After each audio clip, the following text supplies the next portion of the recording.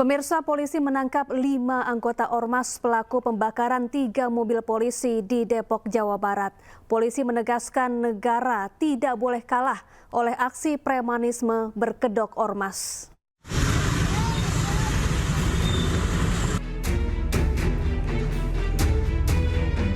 Polisi menangkap 5 pelaku pembakaran mobil polisi di Depok, Jawa Barat.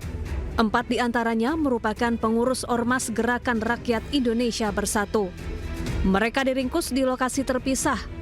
Para pelaku ada yang berperan membakar mobil, menganiaya anggota polisi, menutup portal jalan dan melakukan provokasi. Sementara itu, 4 orang pelaku lainnya masih buron. Pada saat itu yang bersangkutan memberikan ancaman akan melakukan tembakan, maka yang bersangkutan melakukan tembakan sebanyak 3 kali yang mengenai kaca bego, mengakibatkan kaca pecah dan mengenai kaki dari operator bego. Selama proses pelaporan di kami ada beberapa laporan polisi juga yang masih kami tangani yang terindikasikan dilakukan oleh saudara TS. Pada saat proses penyidikan yang ada di kami, yang bersangkutan tidak kooperatif selama proses penyidikannya sehingga penyidik melakukan tindakan menjemput pada yang bersangkutan sehingga pada saat dilakukan penjemputan terjadi upaya dari yang bersangkutan dan para berikutnya seperti tadi disampaikan dan dijelaskan oleh Bapak Direktur Umum, terjadi penghalangan penyidikan dan juga pengerusakan terhadap mobil operasional penyidik kami.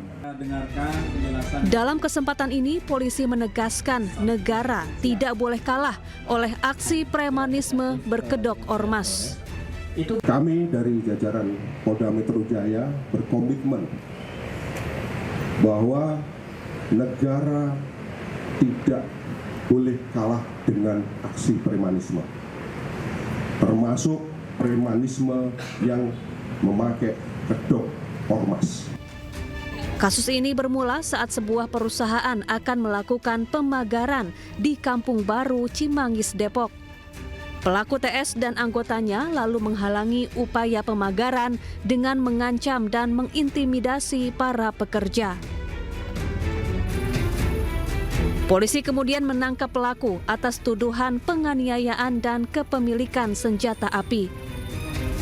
Namun pelaku dan rekan-rekannya melawan.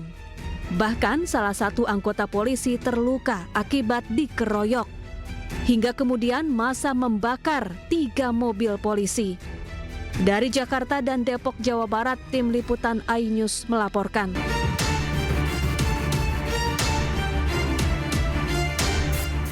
Komisi 3 DPR RI mengundang mantan pemain dan pemilik Oriental Sirkus Indonesia yang biasa tampil di Taman Safari Indonesia dalam rapat dengar pendapat Senin siang.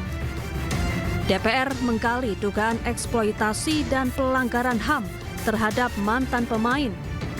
DPR meminta pihak OCI dan korban duduk bersama menyelesaikan kasus ini secara kekeluargaan. Jika tidak menemui titik terang, maka DPR akan membantu mengurus kasus ini ke penegak hukum. Ini kan kasus perkara sudah 35 tahun.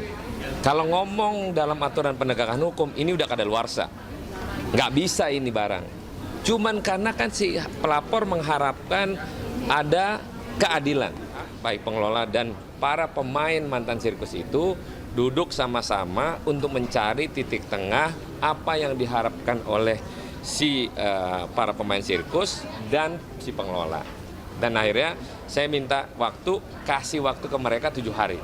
Kalau 7 hari nggak diselesain, maka silakan melalui proses penegakan hukum yang nanti akan kita awasin. Begitu. Sementara itu, kuasa hukum korban mendesak pelaku eksploitasi segera diproses hukum. Apalagi sudah ada laporan ke Komnas HAM pada tahun 1997 silam. Tetapi makanya tadi kami ingin kepastian, apa jaminan kalau 1 minggu ternyata tidak ada itikat baik. Toh rekomendasi Komnas HAM tahun 97 yang katanya sudah dijalankan. Tanya, ini yang melapor, mana Vivi? Vivi yang lapor ini.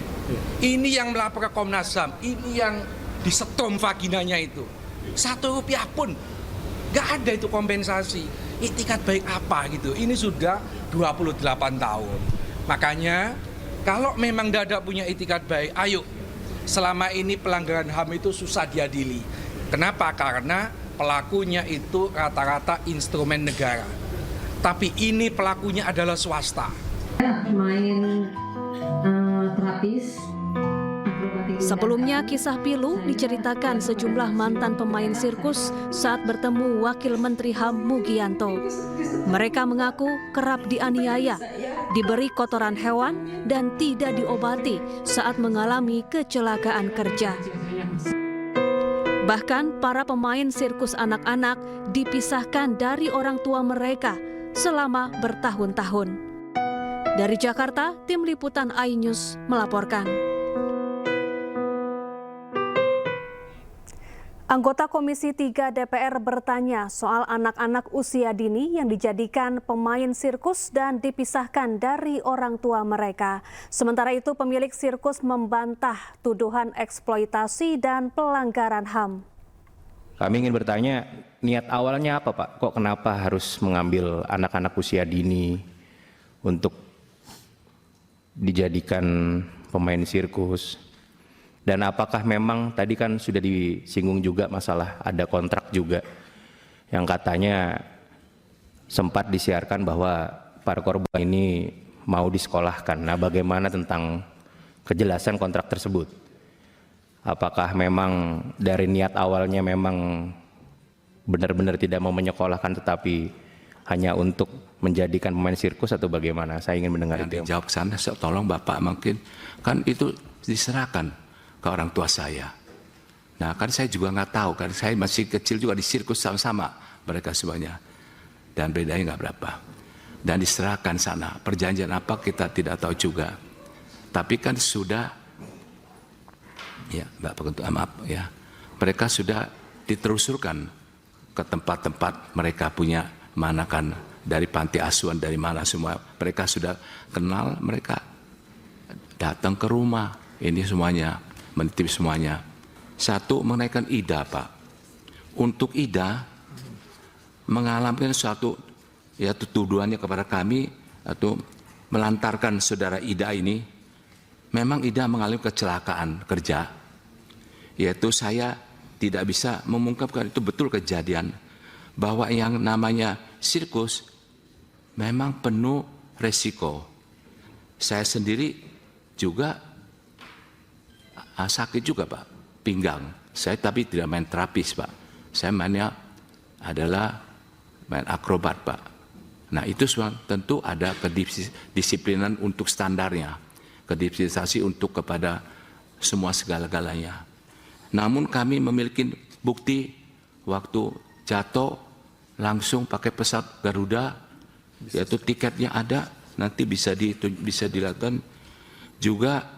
Dibawa tanggal itu juga masuk ke rumah sakit Sumber Waras, dioperasi dengan dokter yang ini ada juga buktinya, dan juga dirawat. Dan itu Bapak Ibu anggota Dewan yang terhormat, yaitu satu operasi pada zaman itu